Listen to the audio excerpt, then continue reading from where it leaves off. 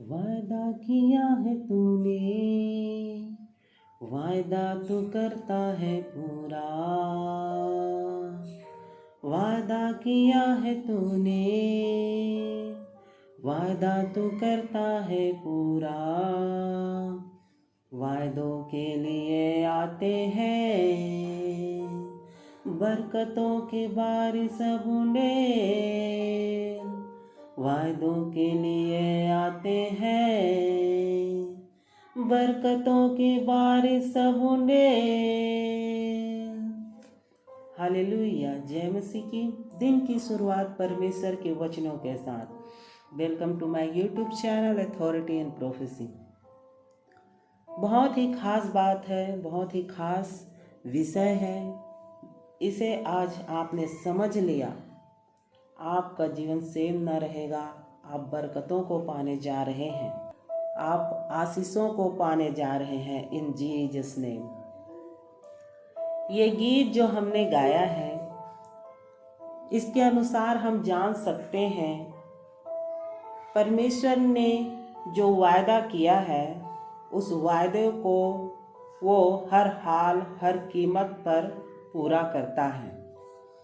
परंतु उसके बावजूद भी कई वायदों की पूर्ति में हम देरी को अनुभव करते हैं और हमें लगता है कि बहुत देर हो गया है, बहुत विलम्ब हो चुका है, और हम और आप ये सोचने लगते हैं कहीं ऐसा तो नहीं कि परमेश्वर वादा करके भूल चुका है।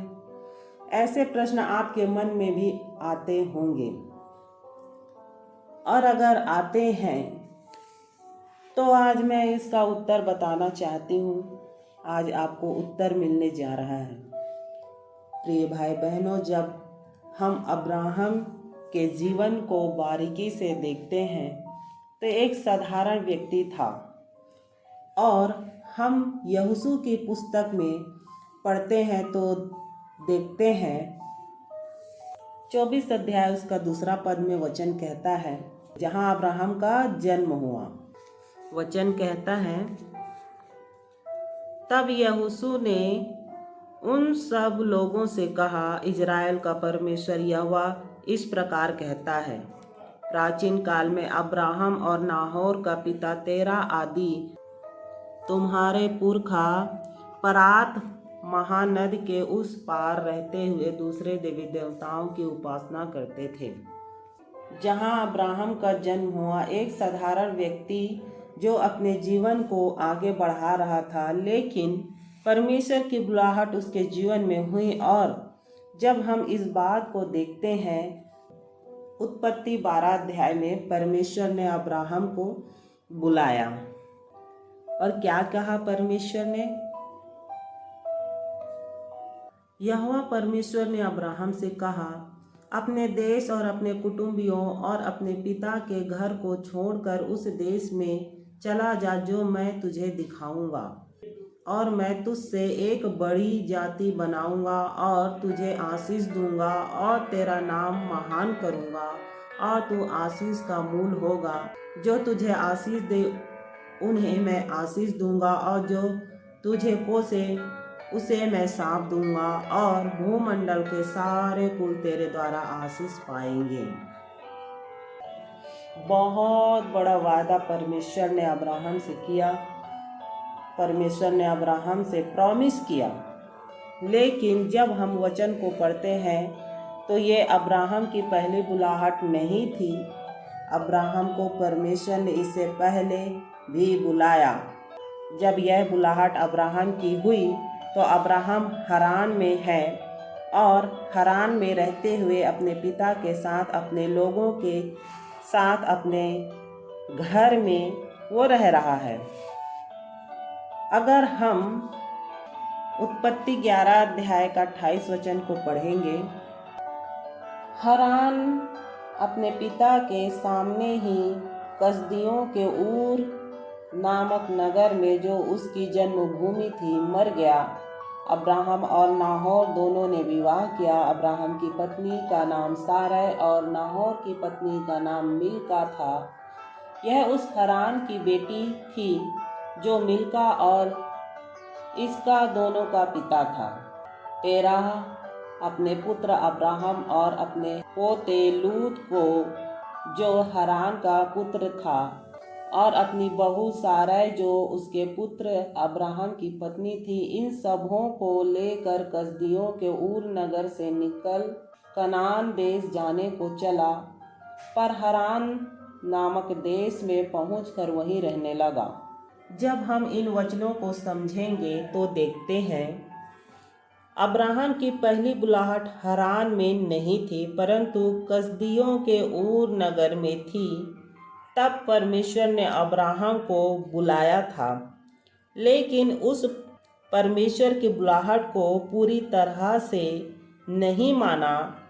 अगर आप प्रेरितों की पुस्तक 7 अध्याय उसका 2, 3 और 4 वचन में देखते हैं, वचन कहता है, स्तिफनुस ने कहा, हे भाइयों और पितरों, सुनो। हमारा पिता अब्राहम हरान में बसने से पहले जब मेसोपोटामिया में था, तो तेजों में परमेश्वर ने उसे दर्शन दिया और उससे कहा, तू अपने देश और अपने कुटुंब से निकलकर उस देश में जा जिसे मैं तुझे दिखाऊंगा।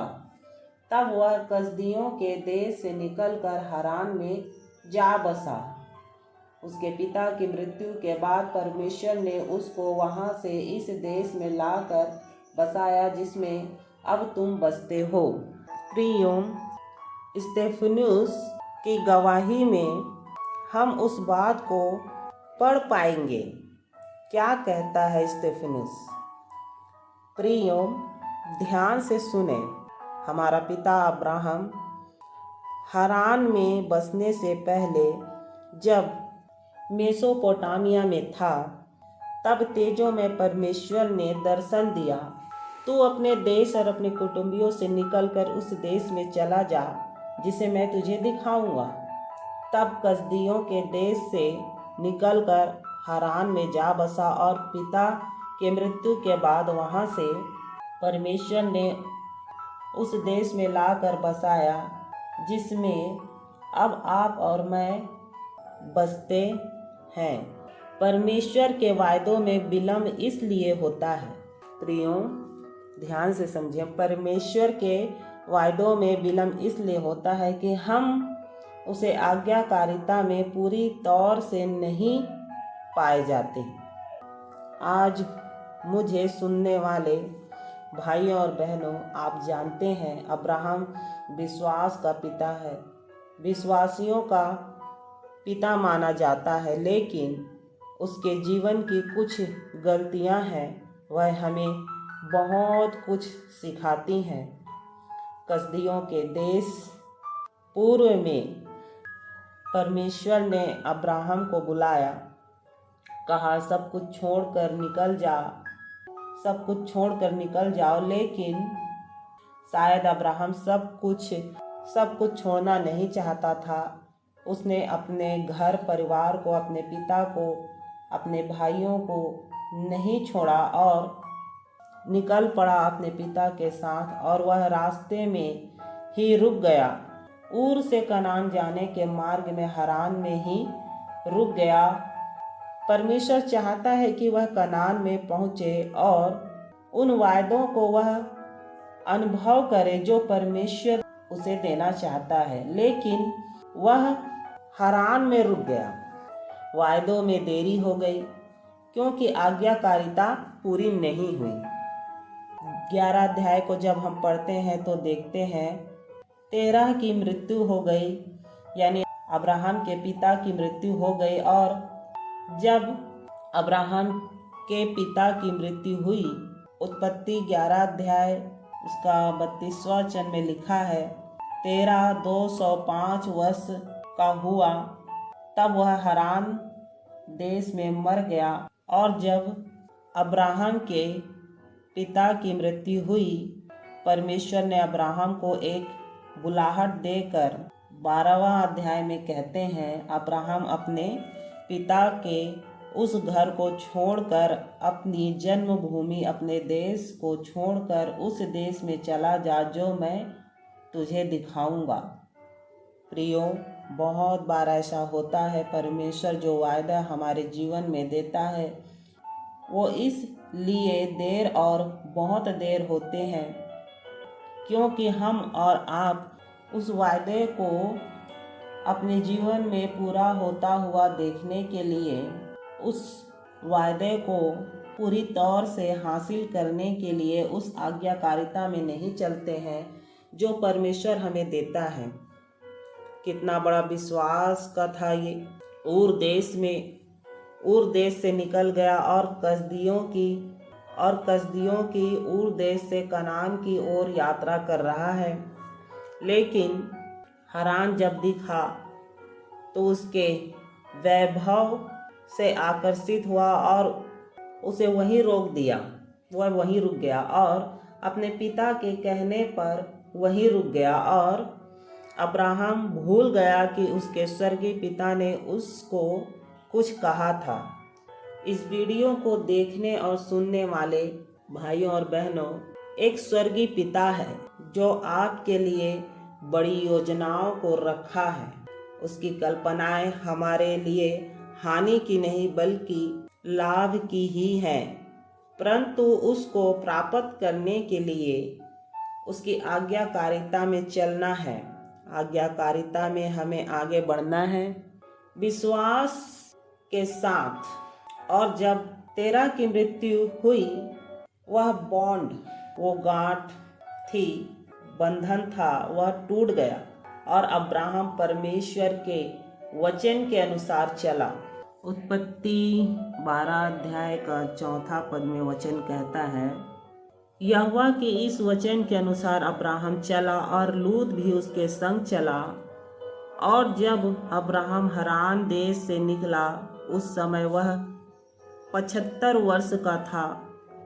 इस प्रकार अब्राहम अपनी पत्नी और सारै और अपने भतीजे लूत को और जो धन उन्होंने इकट्ठा किया था और जो प्राणी उन्होंने हरान में प्राप्त किए थे, सबको लेकर कनान देश में जाने को निकल चला और वे कनान देश में आ गए। प्रियो, अब अब्राहम यहोवा के वचन के अनुसार चला और अब्राहम हरान देश से निकला। तब 72 वर्ष का था। तब भी एक समस्या थी। उसका भतीजा लूत उसके साथ था, जिसे छोड़ना था, परंतु पूरी तरह से नहीं छूटा। इसीलिए वायदे भी विलंब होते होते लंबे समय के बाद पूरे हुए। आज इस वचन के द्वारा आपको बताना चाहती हूँ, मेरे और आपके जीवन में आशीषों की पूर्ति में देरी हो रही है। उन प्रॉमिस वायदों को जो परमेश्वर ने दिया है और पूरी नहीं हो रहा है। परमेश्वर ने जो वायदा, जो प्रॉमिस हमसे किया है, वो पूरा नहीं हो रहा है। तो विश्वास करें, वायदे को दिया हुआ परमेश्वर अविश्वसनीय नहीं है। पर अब भी हम अभी स्वस्थ हैं और हम उस ओबीडेंस में नहीं चल पाते, इसलिए वायदे पूरे नहीं होते। वायदा पूरा होने में विलंब होता है। और अब्राहम